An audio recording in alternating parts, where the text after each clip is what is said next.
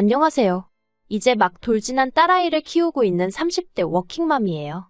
이렇게 모르는 사람들한테 제 이야기를 해본 적이 없어서 어떻게 시작해야 할지 모르겠는데 두서가 없더라도 이해해 주세요. 지난 결혼 생활은 녹록지만은 않았습니다. 특히나 시댁 식구들의 무신경한 말투와 째째한 남편 때문에 많이 힘들었어요. 하지만 어리석게도 저는 남편이 아빠가 된다면 사람이 달라질 줄 알았거든요. 그래서 아이까지 낳았지요. 하지만 집버릇 개 못 준다더니. 그래서 이혼을 결심하게 되었습니다.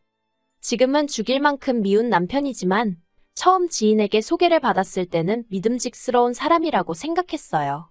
친정아버지가 워낙에 우유부단하신 분이었고 그로 인해 친정어머니가 고생을 많이 하셨거든요. 그래서 저는 꼭 저를 이끌어줄 수 있는 남자를 만나고 싶었는데 연애 내내 남편이 보인 모습이 그랬습니다. 데이트라도 하게 되면 이거 하자 저거 하자며 먼저 나서서 분위기를 주도했고 저에게 무슨 고민거리라도 있어서 털어놓으면 이렇게 해라 저렇게 해라라며 해결책을 제시해주곤 했는데 그게 그때는 다 맞는 말처럼 들릴 만큼 의지가 되었답니다. 그래서 남편이 만난 지 6개월 만에 결혼하자고 했을 때도 먼저 말해주니 좋았고 남편의 선택대로 따라가면 될 줄 알았어요. 하지만 막상 결혼을 해보니 남편은 리더십이 있다기보다는 독단적이었습니다. 특히나 돈 문제에 있어서는 제가 남편보다 월급이 같으면 같았지 단 한 번 10,000원이라도 덜 벌어온 적이 없었는데요. 그런데도 자기가 경제권을 쥐고는 저한테 생활비를 타쓰게 했어요. 그런데 이게 웬걸 결제할 때마다 남편한테 문자가 가면 전화를 해와서는 그걸 왜 했냐 저걸 왜 사냐 어찌나 따져대고 사람한테 책임을 물어대는지 제가 그렇다고 무슨 명품을 사고 유기농을 사 먹고 그러는 것도 아니었는데 말이지요. 심지어 한 번은 친구들을 만나서 스파게티를 먹었는데 비싼 것도 아니고 한 접시에 15,000원짜리였거든요. 그런데 그걸 가지고 스파게티 한 그릇의 원가가 얼만지 아냐? 너는 상술에 놀아난 거라며 어찌나 사람을 깔아뭉개던지. 그래서 남편하고 막말로 박터지게 싸우고 각자 월급은 각자 관리하기로 했습니다. 지금 생각해보면 이때 그냥 이혼했어야 하는데 그때만 하더라도 제가 남자를 잘못 골랐고 섣부르게 결혼을 결심했다는 걸 인정하고 싶지 않았던 것 같아요. 그래도 다행이라고 해야 할지 월급을 각자 관리하기 시작한 이후로는 좀 숨통이 트이는 기분이었어요. 그런데 남편은 아니었던 모양입니다. 그 일이 있고 얼마 지나지 않아서 남편이 다니던 회사에 대대적으로 구조조정의 바람이 불고 있다는 이야기가 들려왔어요. 그리고는 저한테 대놓고 말은 안 했지만 자꾸 앓는 소리 죽는 소리가 늘어가는 게 월급이 줄은 모양이 돼요. 저희는 월급을 각자 관리하면서 생활비도 똑같이 각출해서 썼었는데 언젠가부터 한다는 소리가 자기는 회사에서 저녁 해결하고 올 때도 있는데 왜 식비를 똑같이 내야 되냐 하질 않나. 자기는 씻을 때 뜨거운 물 많이 안 쓰는데 난방비가 너무 많이 나왔다나. 진짜 제 얼굴에 침 뱉기 같아서 차마 일일이 적을 수는 없지만 별 말 같지도 않은 소리를 하면서 생활비도 저보다 덜 내고 싶어 하더라고요.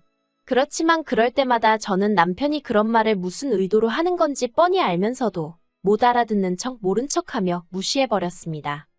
만약 그렇게까지 왜 참고 살았냐고 물으신다면 솔직히 친정부모님이 항상 입버릇처럼 하시던 말씀이 이혼하면 여자만 손해다 였거든요. 이혼녀 딱지 달고 세상 살기가 쉬운 일이 아니라고요. 그리고 저도 당시에는 그런 친정부모님의 말씀에 어느 정도 동의하는 바였어요.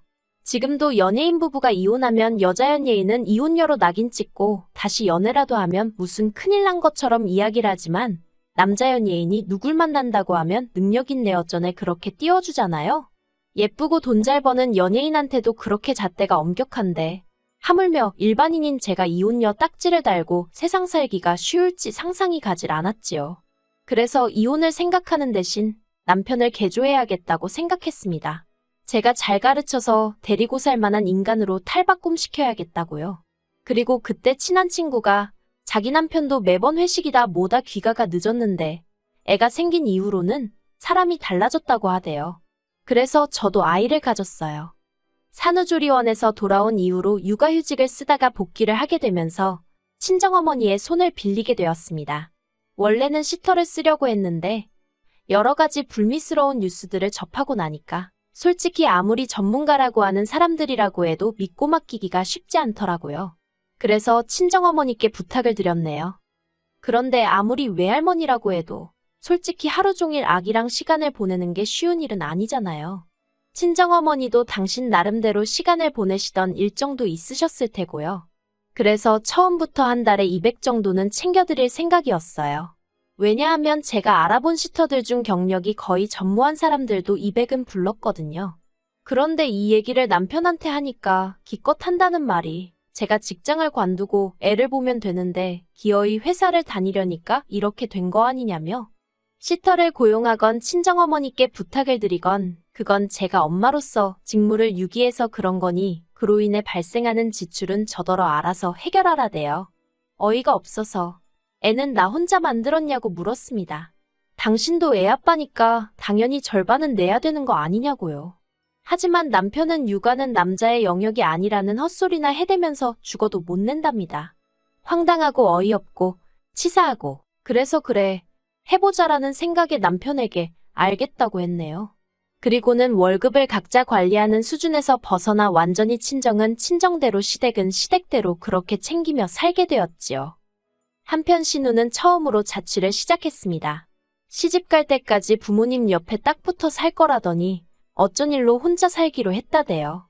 그래서 그러냐 하고 말려다가 그래도 또 신우랑 사이가 특별히 나쁜 것도 아니었고 집들이 한다고 오라고 하니까 빈손으로 가기도 뭐해서 요새 자취생들 사이에 유행한다는 커피 머신을 선물해줬어요. 그랬더니 관계 있어서 그런가 며칠 뒤 남편이 저한테 10만 원짜리 상품권을 하나 주면서 장모님 갖다 드려 그러는 거예요. 백화점 상품권인가 하고 봤더니 그건 아니고 어디 전통시장 상품권이더라고요. 이걸 어디서 쓰나 싶긴 했지만 그래도 남편이 정말 모처럼 저희 친정어머니한테 선물하는 거였거든요. 그래서 난처한 기색은 내비치지 않고 알겠다고 고맙다고 했습니다. 그런데 친정어머니도 상품권을 받으시곤 저랑 비슷한 반응을 보이셨어요. 마음은 고마운데 어디서 쓸 수 있을지나 모르겠다면서요. 그리고는 한 일주일 정도 지났을까요? 친정어머니가 갈비찜을 해주셨습니다. 저희 남편더러 사위가 준 상품권으로 이렇게 좋은 고기도 먹어본다 하시면서요. 그런데 이건 솔직히 그냥 하신 말씀이시고 저희 친정부모님 당신들이 원할 때마다 소고기 사드실 수 있는 정도의 경제적 여유 있으신 분들입니다. 아무튼 그런데 이게 웬걸 그 상품권을 가지고 유세를 떨 줄은 상상도 못했어요. 상품권 이야기가 다시 나오게 된 발단은 제가 다니는 회사에서는 매년 성과에 따라 한 사람당 100만 원에서 200만 원까지 복지 포인트를 주거든요. 그리고 저는 올해 130 정도를 받게 되었고요. 여담이지만 남편도 아는 복지 포인트이고 얼마를 받건 간에 매년 요긴하게 잘 써오고 있었어요. 그리고 올해는 친정에 안마의자를 놔드려야겠다고 생각하고 있었습니다. 비록 3개월 만에 재택근무 전환이 되면서 친정어머니 도움을 받지 않아도 되게 되었지만 그래도 3달 동안 친정어머니가 고생을 많이 하셨으니까요. 그런데 남편이 올해는 그 복지 포인트로 뭐 할까라고 운을 띄우더라고요. 그래서 친정부모님 댁에 안마의자 놔드릴 거야 그랬습니다. 그랬더니 그걸 왜 제 마음대로 정하냐대요. 원래는 매년 상의해서 쓰긴 했었거든요. 하지만 지난번에 남편과 한바탕 한 이후로는 솔직히 금전적인 것과 관해서는 남편과 아무것도 상의하고 싶지 않았어요. 남편 논리대로면 제가 일을 잘해서 회사에서 고맙다고 저한테 주는 거잖아요. 그러니 순전히 제 몫인 건데 왜 남편이랑 상의해야 하나 싶었던 거지요. 그래서 남편한테 제 생각 그대로 이야기했어요. 내 포인트 내가 쓰고 싶은데 쓰겠다는데 뭐가 문제냐고요. 그랬더니 남편이 그러면 시댁은, 시부모님은 생각 안 해? 그러는 거예요. 어이가 없어서 당신은 처가 생각 얼마나 하고 사냐고 따졌습니다. 그리고는 그렇게 시부모님 사드리고 싶으면 당신이 당신 돈으로 사드려. 월급 받아서 그 돈 다 뭐해? 생활비라고 100만 원 주고 나면 당신 생전 나하고 1원 한 푼 상의해서 쓴 적 있어. 그러니까 이번에도 알아서 잘 사드리라고 쏴붙여버렸네요. 그러자 남편이 입술을 대빨래 밀고선 인정머리가 있네 없네. 누가 누구한테 할 소리를 하던지요. 그런데 그 일이 있고 며칠 뒤 생각지도 못한 사람에게서 연락을 받았습니다. 바로 신우였어요. 신우가 먼저 저희 남편, 그러니까 자기 오빠한테 들었다면서 저희 회사 복지 포인트 이야기를 꺼내더라고요. 뭐라고 달리 반응을 보이기가 어려워. 네 맞아요 그런 게 나와요 하고 적당히 대꾸만 하고 있었어요. 그런데 신우가 정말 잘 되었다며 이번에 자기가 컴퓨터를 사려고 하는데 저더러 복지 포인트로 대신 사달라대요. 그러면 자기가 현찰로 주겠다고요. 사실 복지 포인트를 쓰려면 지정된 곳에서만 써야 되다 보니까 100% 마음에 드는 물건을 찾기가 쉽지는 않거든요. 그래서 저도 남편에게는 친정어머니 쓰실 안마의자를 사드릴 생각이라곤 했지만 마음에 딱 드는 모델이 없어서 고민이 많았지요.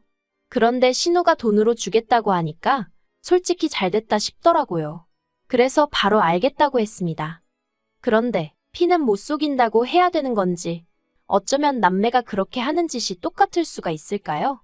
신우와 통화를 마친 뒤 아가씨가 말한 컴퓨터. 지금 찾아보니까 150만 원 정도 한다고 알려줬어요. 그랬더니 신우가 그러면 내가 20만 원만 보내주면 되죠? 그러는 거예요. 순간 이해가 안 돼서 신우더러 그게 무슨 말이냐고 150만 원짜리라니까 웬 20만 원이냐고 물었어요. 그랬더니 또다시 신우는 복지 포인트 쓴다고 했잖아요 그러는데. 그리고는 서로 간에 몇 번 더 말이 오가고 나서야 상황 파악을 할 수 있었습니다.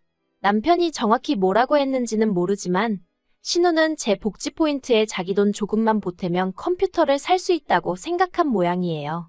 정말이지 떡 줄 사람은 생각도 안 하는데 남매가 나란히 김칫국이나 마시는 꼴이라니. 그리고 이 이야기가 시부모님 귀에까지 들어가면서 상황은 걷잡을 수 없이 복잡해져 갔습니다. 시부모님이 저를 불러놓고 너는 친정만 챙기냐? 시댁은 웃음냐 하시더니 왜 기분 나쁘게 차별을 하냐고 그러시는 거예요. 그러더니 당신들이 이번에 한 번만 저를 용서해 줄 테니까 대신 복지 포인트로는 신우 독립한 기념으로 선물하는 셈 치고 컴퓨터를 사주랍니다. 그러면 그냥 이번 일은 없던 일처럼 눈 감아 주시겠다나요? 어이가 없어서 제가 잘못한 일도 없는데 그게 무슨 말씀이시냐고. 그렇게는 못한다 했습니다. 그러자 하시는 말씀이 니네 엄마한테는 내 아들이 상품권도 줬다면서 그러는 거예요.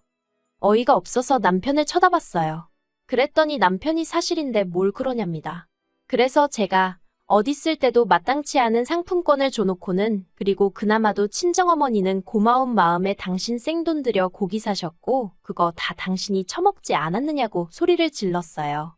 그리고는 어머님더러 어머님도 앞뒤 사정도 모르시면서 아들 말만 듣고 그렇게 나서시는 거 아니라고 한 소리 했네요.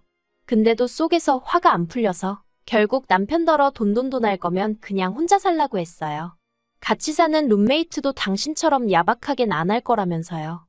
그리고 제 입에서 이혼 소리가 나오자 어머님이 저더러 미쳤냐며 언성을 높이셨습니다.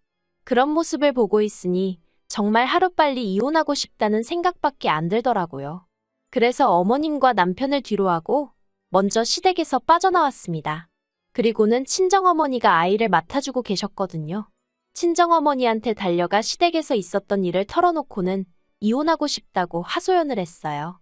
평소라면 그래도 이혼은 안 된다 참고 살아라 하셨을 어머니셨지만 그날은 제가 어찌나 서럽게 울었는지 그래 정 힘들면 헤어져야지 그러시대요. 그래서 지금 변호사 사서 이혼소송 진행하고 있습니다.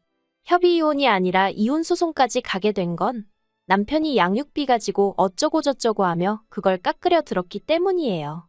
솔직히 위자료는 생각도 없었고 애 양육비만 약속해 주었으면 했어요. 많지도 않았고 한 달에 80만 원 정도를 생각하고 있었지요. 그런데 양육비를 흥정하려 드는 남편의 모습에 너무 열받아서 아이 위자료도 받아야겠다고 제가 마음을 바꿔먹었어요. 그래서 소송으로 진행하게 되었습니다. 시간이 좀 걸리기야 하겠지만 변호사 말이 저는 걱정할 거 없다고 하더라고요.